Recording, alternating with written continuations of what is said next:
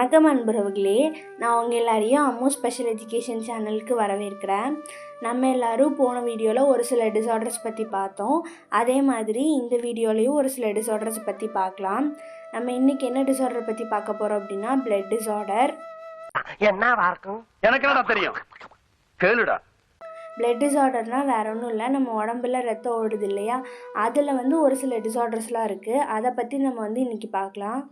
First disorder என்ன அப்படின்னா thalassemia. இது ஒரு ஜெனட்டிக் பிளட் டிஸார்டர்.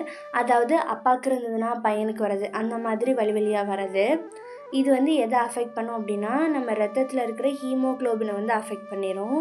அப்படி அஃபெக்ட் பண்ணுறதுனால ஒருத்தருக்கும் இவ்வளோ ஹீமோக்ளோபின் லெவல் இருக்கணும் அப்படின்றது இருக்குது. அதை விட இது கம்மியான மாதிரி ஆயிரும். அப்புறம் இதனால் என்னாகும் அப்படின்னா நம்ம உடம்புல இருக்கிற தோல்லலாம் வெளிர்ன மாதிரி ஆயிரும். அப்புறம் ரத்தத்தை ரொம்ப கம்மி பண்ண மாதிரி ஆயிரும். அது பத்தாததுக்கு இது நம்ம உடம்புல இருக்கிற இரத்த அணுக்களில் புரோட்டீன் லெவலையுமே இது ரொம்ப கம்மி பண்ணி விட்டுரும். இதை எப்படி தெரிஞ்சுக்கலாம் அப்படின்னா பிளட் டெஸ்ட் ஏதாவது ஹாஸ்பிட்டலில் போய் எடுக்கிறோம், அப்புறம் ஜெனட்டிக் டெஸ்ட் ஏதாவது எடுத்தோம் அப்படின்னா இது எப்படி இருக்குதுன்றதை தெரிஞ்சுக்கலாம். இதுக்கு என்ன ட்ரீட்மெண்ட் பண்ணுவாங்க அப்படின்னா நம்ம உடம்புல இருக்கிற ரத்தத்தை ஃபுல்லாக எடுத்துட்டு திருப்பி ஒரு தடவை ரத்தத்தை ஏற்றுவாங்க. அடுத்தது என்ன அப்படின்னா ஹீமோஃபிலியா. இது ஒரு ஜெனட்டிக் பிளட் டிஸார்டர். அதாவது நான் போன டிஸார்டருக்கு சொன்னதே தான் இதுக்கும். அப்புறம் இது இது எதனால் வருது அப்படின்னா நம்ம உடம்புல கையில் எங்கள் காலில் எங்கேயாவது அடிபட்டுச்சுன்னா ரத்தம் வரும் இல்லையா, அப்புறம் ரத்தம் வர்றது கொஞ்ச நேரத்தில் நின்றும்.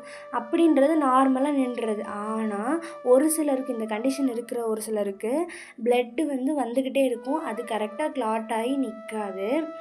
இப்படி இருக்கிறது எதனால் இருக்குது அப்படின்னா நம்ம ரத்தத்தில் கிளாட்டிங் ஃபேக்டர் அப்படின்ற ஒன்று இருக்கும்.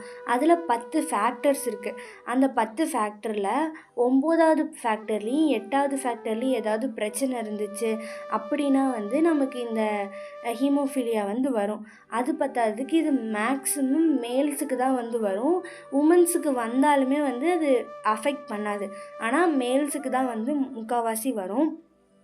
அப்புறம் இது எப்படி நம்ம கண்டுபிடிக்கலாம் அப்படின்னா நம்ம கையில் காலில் ஏதாவது சின்னதாக காயப்பட்டாலே நிறைய ரத்தம் வரும் இல்லையா, அதை வச்சு நம்ம ஹாஸ்பிட்டலுக்கு போனோம்னா அவங்க ஒரு சில டெஸ்ட்லாம் எடுப்பாங்க. அப்படி எடுக்கிறதுனால நம்ம ஈஸியாக அதை ஐடென்டிஃபை பண்ணிக்கலாம். அப்படி ஐடென்டிஃபை பண்ணதுக்கப்புறமா என்ன பண்ணுவாங்கன்னா ஹாஸ்பிட்டலில் இந்த 9th ஃபேக்டரும் 8th ஃபேக்டரும் வேலை செய்கிறதுக்கான வேக்சின்ஸ் இருக்கும். அந்த வேக்சின்ஸை நமக்கு இன்ஜெக்ட் பண்ணுவாங்க. சிக்கல் செல் டிசீஸ். நம்ம உடம்பில் இருக்கிற சிவப்பணுக்கள் வெள்ளையணுக்கள் ரெண்டுமே ரவுண்டு ஷேப்பில் தான் இருக்கும். ஆனால் இந்த கண்டிஷன் இருக்கிறவங்களோட செல்ஸ் சின்ன அருவா சைஸுக்கு யூ மாதிரி இருக்கும். அப்புறம் இதனால் பிளட் வெசல்ஸ்குள்ளெல்லாம் இந்த செல்ஸ் போகிறப்போ நிறைய பிளாக்ஸ் எல்லாம் வந்துடும். இதனால் நம்ம செஸ்ட் ஜாயிண்ட் இந்த மாதிரி இடத்துலலாம் ஒரு பெயின் இருக்கும். அப்புறம் இவங்களுக்கு அவங்க தோல் ஒரு மாதிரி வெளிர்ன மாதிரியும், அப்புறம் பார்க்குறதுல ஏதாவது பிரச்சனை இருக்கிறது, இந்த மாதிரி கண்டிஷன்ஸ் எல்லாம் இருக்கும். இந்த கண்டிஷன்ஸை நம்ம நிறைய தெரப்பி யூஸ் பண்ணி ஓவர் கம் பண்ணிக்கலாம். இன்றைக்கி நம்ம பார்த்த 3 டிஸார்டர்ஸுமே உங்கள் எல்லாருக்கும் புரிஞ்சிருக்கும் நான் நினைக்கிறேன். நம்ம இந்த மாதிரி இன்னும் நிறைய டிஸார்டர்ஸ் பற்றி டிசபிலிட்டிஸ் பற்றி அடுத்து வர வீடியோஸில் நம்ம பார்க்கலாம். அப்புறம் எல்லாருக்கும் அட்வான்ஸ் ஹாப்பி பொங்கல். தேங்க்யூ.